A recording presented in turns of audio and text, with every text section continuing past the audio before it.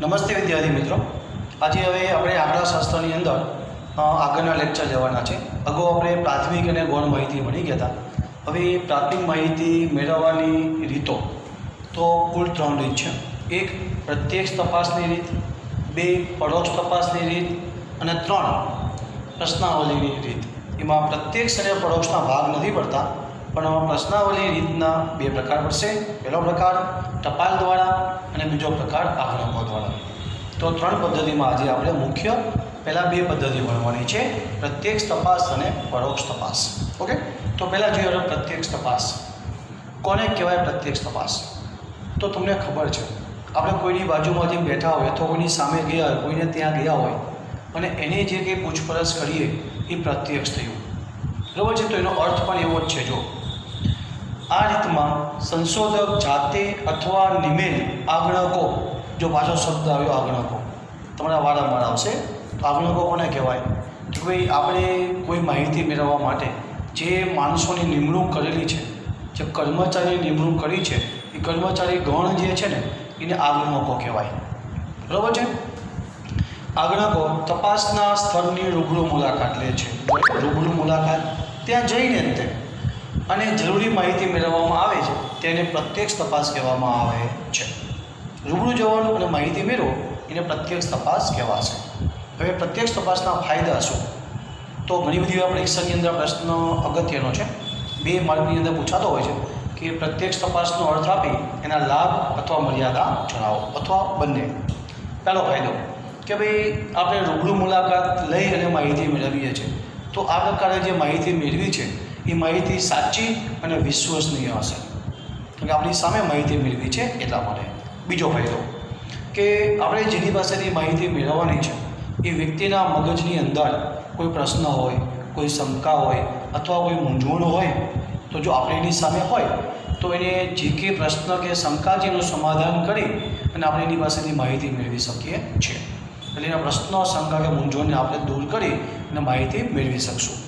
ત્રીજો ફાયદો કે જે વ્યક્તિઓ પાસેથી આપણે માહિતી મેળવીએ છીએ એની પાસે જે મુખ્ય માહિતી મેળવવાની છે એ તો આપણે મેળવી શકશું, પણ વાતોની અંદર આપણે એની પાસેથી અન્ય પણ માહિતી મેળવી શકીએ. તો આવી રીતે જે વધારાની માહિતી મેળવી હોય એને કહેવાય પૂરક માહિતી. તો પૂરક માહિતી મેળવી શકાય છે, અને એ માહિતીનો જ્યારે ઉપયોગ આપણે કરીએ ત્યારે અર્થઘટન કરવાની અંદર જો પૂરક માહિતી પણ હોય તો આપણને ઉપયોગી થાય છે. અને ચોથો ફાયદો, ચલો પ્રત્યક્ષ તપાસ ક્યાં વધુ ઉપયોગી છે? તો પ્રત્યક્ષ તપાસનું ક્ષેત્ર મર્યાદિત હોય, એટલે ખૂબ જ ઓછી જગ્યા હોય અથવા અમુક જ વિસ્તાર હોય તો પ્રત્યક્ષ તપાસની માહિતી મેળવવી એકદમ સહેલું છે, બરાબર છે. આ થયા તમારા પ્રત્યક્ષ તપાસના ફાયદા. હવે જોઈએ એની મર્યાદાઓ. તો એની 3 મર્યાદા છે. પહેલી મર્યાદા જે એનો ફાયદો છે એના વિરુદ્ધમાં છે કે પ્રત્યક્ષ તપાસની અંદર જ્યારે તપાસનું કાર્યક્ષેત્ર ખૂબ જ મોટું હોય, આપણે બોટાદની ચોક્કસ અમુક વિસ્તારની માહિતી મેળવવી હોય તો સહેલું છે, પણ આખા બોટાદ જિલ્લાની માહિતી મેળવવી હોય તો થોડુંક આપણને મુશ્કેલ પડશે. તો જ્યારે તપાસનું ક્ષેત્ર વિશાળ હોય ત્યારે એની અંદર વધુ સમય લાગે છે, વધુ આંકડકોની જરૂર પડે છે. આવી ઘણી બધી મુશ્કેલીઓ ઊભી થાય છે, જે એની મુખ્ય મર્યાદા છે. બીજી મર્યાદા કે ભાઈ તપાસનું ક્ષેત્ર અને રોકેલા આંકડકોની સંખ્યા પણ વધારે હોય, તો આવા સમયે આ પદ્ધતિ જે છે ને એ વધારે ખર્ચાળ છે, કારણ કે એને પગાર આપવાનો અન્ય ખર્ચાઓ થાય, એટલા માટે પદ્ધતિ ખર્ચાળ છે.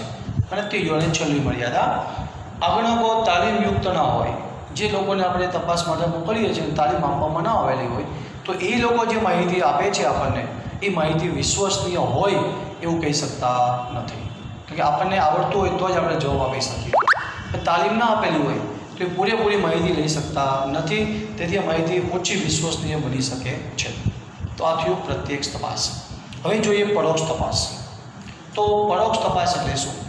પરોક્ષ તપાસમાં તમને ખ્યાલ છે કે ભાઈ આપણે કોકને પૂછી અથવા કોકના દ્વારા કોઈ માહિતી મંગાવીએ એને પરોક્ષ તપાસ કહેવાય.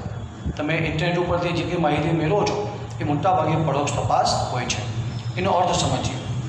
જ્યારે માહિતી બીજા દ્વારા મેળવવામાં આવે છે, શું કીધું એને? બીજા દ્વારા, ત્યારે તે માહિતીને પરોક્ષ તપાસ કહેવામાં આવે છે. એટલે બીજા દ્વારા જ્યારે માહિતી મેળવીએ તો એ જે તપાસ કરી એને કહેવાય પરોક્ષ તપાસ. હવે એક પ્રશ્ન બીજો ઊભો થયો 2 માર્કનો કે પરોક્ષ તપાસ ક્યારે જરૂરી છે. ઘણી બધી વાર 2 માર્કમાં પ્રશ્ન પૂછાય છે. તો 4 બાબતો એની અંદર રહેલી છે. પહેલું કે પ્રત્યેક તપાસનો સ્ત્રોત અસ્તિત્વમાં ન હોય. દાખલા તરીકે તમારે ન્યૂઝીલેન્ડની માહિતી જોતી હોય તો તમારે ન્યૂઝીલેન્ડ પ્રત્યેક જવાનું નથી કે તમારે ત્યાં જવાનો ખર્ચો તમને પોસાય નહીં. તો જો પ્રત્યેક સ્ત્રોત અસ્તિત્વમાં નથી.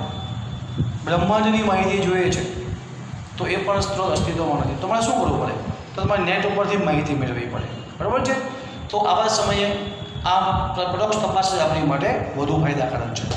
પછી જે જ્યારે કાર્યક્ષેત્ર ખૂબ વિશાળ હોય, ખૂબ જ મોટો, આખા દેશની વસ્તીની માહિતી જોતી હોય તો આખા દેશમાં આપણે ફરવા ન જવાય. બરાબર છે. તો ત્યારે પણ પરોક્ષ તપાસ આપણને ઉપયોગી છે. અને બીજું કે રૂબરૂ મુલાકાત જેટલો સમય આપણી પાસે ના હોય ત્યારે પરોક્ષ તપાસ ઉપયોગી છે.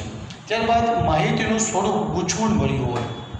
ઘણીવાર અમુક માહિતી એવી હોય કે જેને વર્ગીકરણ કરવામાં ન આવેલું હોય અને એવી માહિતી તમે મેળવો તો તમારે વર્ગીકરણ કરી અને એના ભાગ પાડવા પડે. તો એવા સમય બહુ અઘરું છે. તો આવા સમયે તમને પરોક્ષ તપાસ વધુ ઉપયોગી બનશે. અને ચોથું, પ્રત્યેક તપાસનો ખર્ચ વધુ હોય. અમુક ખર્ચા એવા છે, મેં તમને ઉદાહરણ આપ્યું ને ન્યૂઝીલેન્ડનું, કે આપણી માટે ખર્ચા છે, આપણી માટે શક્ય નથી. તો એવા કોઈ સ્ત્રોત હોય ત્યારે આપણને પરોક્ષ તપાસ વધુ ફાયદાકારક રહેશે. ઓકે.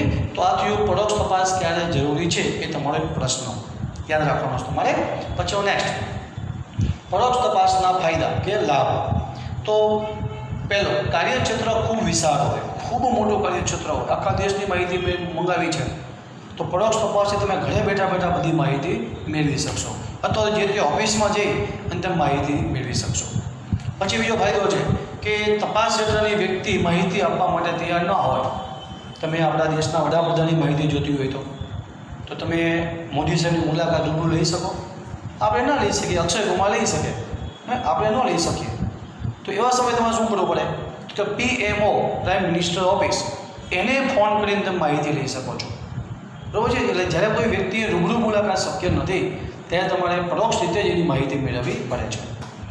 પછી કે જ્યારે માહિતી મેળવવાની અંદર ખર્ચ, સમય અને શક્તિ પ્રમાણમાં ઓછા હોય ત્યારે જ તમને આ માહિતી ફાયદાકારક થશે. પછી સરકારના જુદા જુદા પ્રકારની માહિતી મેળવી શકાય છે. એનો અર્થ એવો થયો કે સરકારના અલગ અલગ વિભાગની માહિતીની જરૂરિયાત તમારે ઊભી થાય તો તમે પરોક્ષ તપાસ દ્વારા આની માહિતી લઈ શકો છો. NSSOથી માંડી અને વસ્તી ગણતરીની જે સંસ્થાઓ છે, UNO છે, એવી ઘણી બધી સંસ્થાઓ છે કે જેમાંથી તમને અઢળક માહિતીઓ મળે છે. એ દરેક ક્ષેત્ર પરોક્ષ તપાસના રહેશે. અને છેલ્લો મુદ્દો, પરોક્ષ તપાસની મર્યાદા એટલે કે ગેરલાભ 2 જ છે. પહેલો સરસ છે, જો વ્યક્તિ કે સંસ્થા પૂર્વાગ્રહયુક્ત અથવા પક્ષપાતી વલણ રાખે ત્યારે માહિતી ઓછી વિશ્વસનીય છે, વિશ્વાસપાત્ર નથી. તો કે વ્યક્તિ કદાચ એવો આગ્રહ રાખે કે તમને સાચી માહિતી નથી દેવી, તમને ખોટી માહિતી આપે તો તમે કંઈ કહી શકવાના નથી. એવા સમયે આ માહિતી આપણને ઓછી વિશ્વસનીય સાબિત થશે. અને બીજી મર્યાદા કે આપણે માહિતી ત્રાહિત વ્યક્તિ પાસે મેળવતા હોય પણ એ ત્રાહિત વ્યક્તિ જે છે એ અપ્રમાણિક હોય અથવા તો બિનકાબેલ હોય. બિનકાબેલ એટલે માહિતી આપવા માટે સક્ષમ ના હોય છતાં આપણે એ માહિતી લેવી જરૂરી બનતી હોય અને સાચી માહિતી આપી શકે નહીં.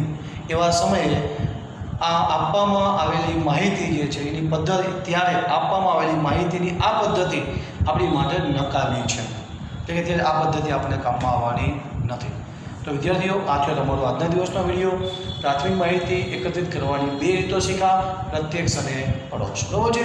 હવે પછીના વિડીયોની અંદર આપણે પ્રશ્નાવલીની રીતમાં ટપાલ દ્વારા, આંકડકો દ્વારા શીખવાનું છે. નમસ્કાર.